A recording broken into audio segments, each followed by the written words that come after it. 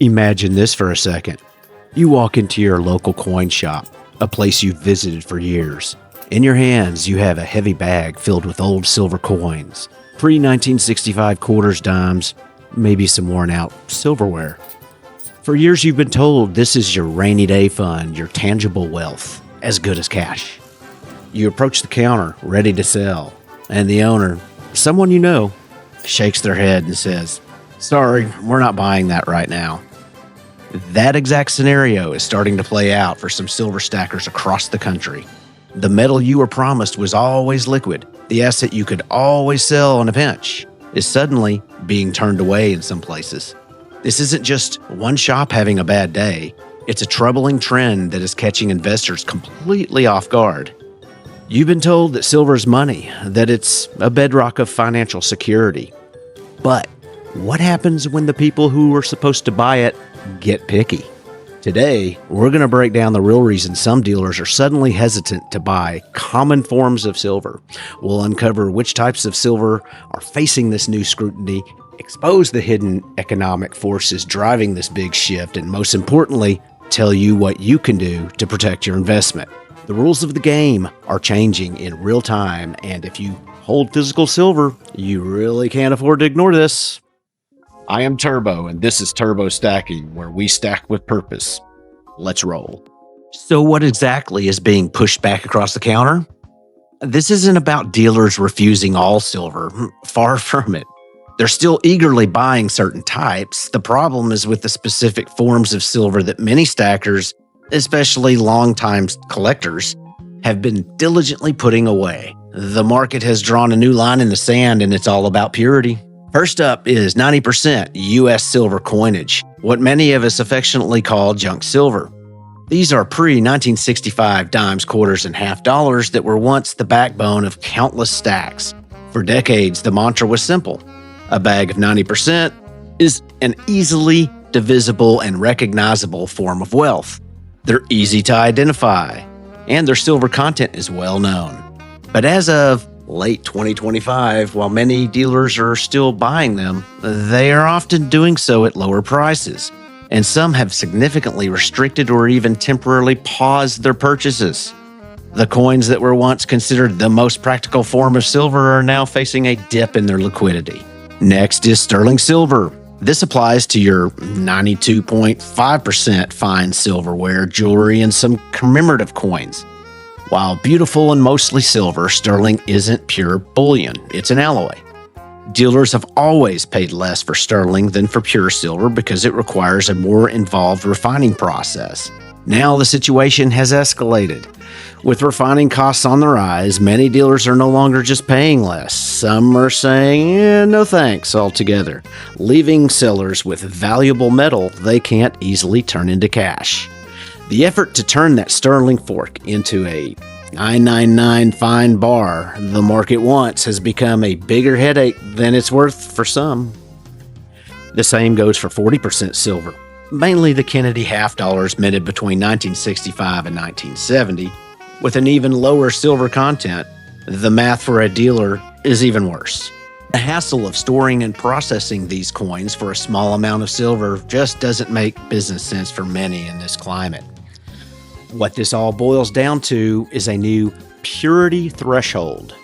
For a growing number of players in the industry, from local coin shops to huge international refiners, if it's not at least 999 fine silver, their interest drops. The demand is now laser focused on investment grade bullion. American silver eagles, Canadian maple leafs, and generic rounds and bars from reputable mints.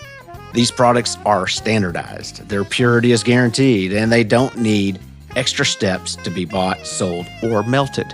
They're simple and efficient in a market that has suddenly become very stressed. The silver you hold is still silver, but its form has become critically important.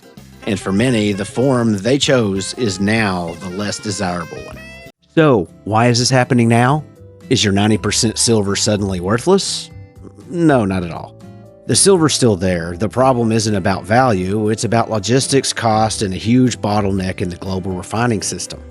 To understand why your dealer might be turning away your coins, you have to look past the counter and into the messy mechanics of the global silver market. The number one reason is the refining bottleneck. Refining lower purity silver like 90% constitutional coins or 0.925 sterling is a more complex and expensive process than just melting and recasting pure 0.999 fine bullion.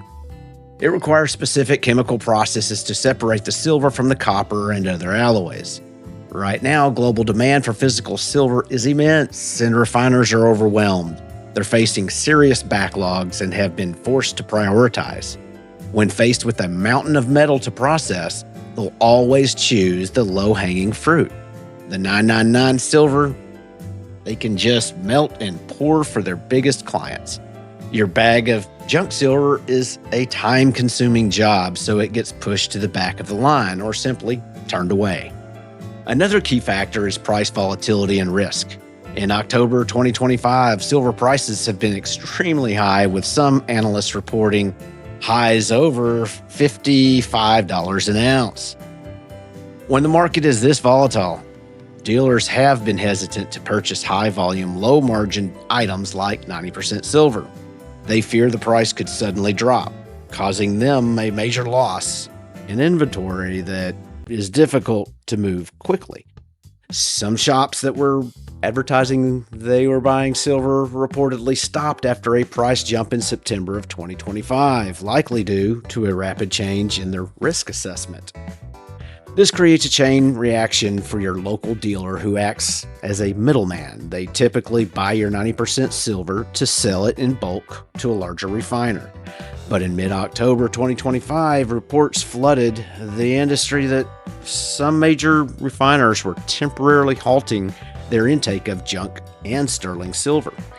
If the refiner won't buy from the coin shop can't risk buying from you. They can't afford the upfront cash in inventory they can't move. Some dealers are reportedly just melting down 90% silver to profit from the pure metal content, and if they are already oversupplied with inventory heading to a refinery, then they have no reason to buy more from the public.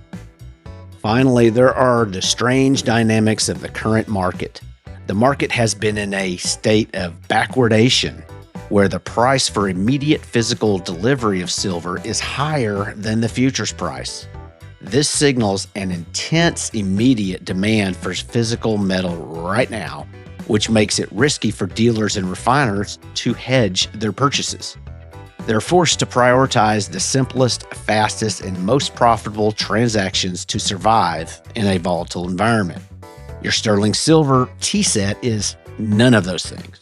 The dealer isn't trying to cheat you. They are trying to stay in business in a market that's been turned on its head. This liquidity crunch for common silver is peeling back the curtain on a much larger issue: the many hidden costs of stacking physical precious metals that are rarely talked about. The dealer hesitation is just the most obvious symptom. For years, the sales pitch has been simple, but the reality is way more complex. First, let's get real about liquidity. We've just established that not all silver is created equal. Your ability to sell depends on having the right product at the right time for the right price. And even with the right product, like a 0.999 fine American Silver Eagle, you won't get the full spot price. Dealers have to make a profit, so they work on a spread. Their buyback price will always be lower than their selling price, and often a bit below spot. This dealer spread is a built-in transaction cost that a lot of new investors forget about. Now, let's talk about the single biggest risk for most stackers: theft. If you store your precious metals at home, you're taking a huge risk. Most standard homeowners' insurance policies give you a shockingly small coverage for precious metals, sometimes only a few $100s worth. Losing your stack to a break-in could be a total unrecoverable loss. This means you need to be smart about security. The first rule of stacking is you don't talk about your stack. Discussing your holdings online is like putting out an open invitation to thieves. This need for secrecy and good home security is a real, though often uncosted, part of owning physical metal. If home storage is too risky, the alternative is professional storage, but that comes with its own slow bleed of costs. Using a specialized depository gives you great security, insurance, and peace of mind, but it's not free. Storage fees typically run from about 0.28% to 0.65% of your portfolio's value every year. That might not sound like much, but on $50,000 stack, a 0.5% annual fee is $250. Over 10 years, that's $2,500. And that's if the value of your metal doesn't even change. It's a direct drag on your return. Then there's insurance. If you store at home and want proper coverage, you'll likely need a separate policy or a rider on your existing plan. This can cost anywhere from 1% to 2% of the asset's value annually. On that same $50,000 stack, that could be another $500 to $1,000 per year. Suddenly, your inflation hedge has to climb by 1% to 2% each year just to cover the cost of insuring it. Finally, you have practical costs like shipping. If you buy online, you pay to have it sent to you. If you store in a depository, you pay fees to move your metal in or out. And to sell anything, you need immaculate record keeping. Purchase receipts, photos, and weights are crucial to prove what you have, adding another layer of work to your investment. These are hidden costs, the small percentages and logistical headaches that are never mentioned in the glossy ads, but are unavoidable reality for every person who holds their wealth in their hands. Before we get into what you can do to navigate this new landscape, if you're finding this breakdown valuable and want to stay ahead of the curve, do me a favor, hit that subscribe button and ring the bell. The market is moving faster than ever, and you need to stay informed. Understanding the problem is one thing. Knowing how to fix it is another. This new reality doesn't mean silver is a bad investment. It just means your strategy has to adapt. The era of any silver is good silver seems to be on pause, and a smarter approach is needed. First off, it's time to reevaluate your stacking strategy. Your priority for new purchases should probably be the 0.999 fine bullion from sovereign mints like the US Mint and the Royal Canadian Mint, or from large reputable private mints. Think American Silver Eagles and Canadian Maple Leafs. These are the most liquid forms of silver in the current market. They are what dealers and refiners want, making them the easiest to sell without hassle. If you've been focusing on 90% silver, you might want to shift your future buys toward higher purity products to balance your stack's overall liquidity. Second, what are your options for selling 90% silver if local dealers aren't buying? You're not out of luck, but you have to expand your search. Reputable online bullion dealers like Kitco or SD Bullion or many others actively buy junk silver coins and have streamlined processes for selling them. Another great option is peer-to-peer marketplaces. Platforms like Reddit's PMs for Sale subreddit connect sellers directly with other collectors and investors. This can sometimes get you a higher price, but it requires more effort to vet buyers and handle shipping securely. You can also try negotiating with local dealers who are still buying. Call every shop in your area and ask their policy directly. Understand they will offer a price below spot to cover their costs, but a fair offer is often a percentage of the current market value. Finally, if you're not in a hurry, you can simply wait for the market to stabilize. If high volatility is the main issue, prices settling down may convince dealers to resume their normal buying patterns. Finally, it's important to have a nuanced perspective. While 90% is facing a liquidity issue in the current market, many people still hold it for an extreme grid-down scenario. In a true societal collapse where the formal financial system stops working, the recognizability of pre-1965 U.S. quarters might be more useful for barter than a 1-ounce bar that needs to be verified. So if The problem isn't that 90% silver is useless. It's that it might be for a very specific and hopefully unlikely future. For formal market conditions where you just want to convert your assets to cash, it has become less convenient. Your strategy should account for both possibilities. That's important. Both possibilities. The game has definitely changed for silver stackers. The simple truth is that the definition of liquid silver has narrowed.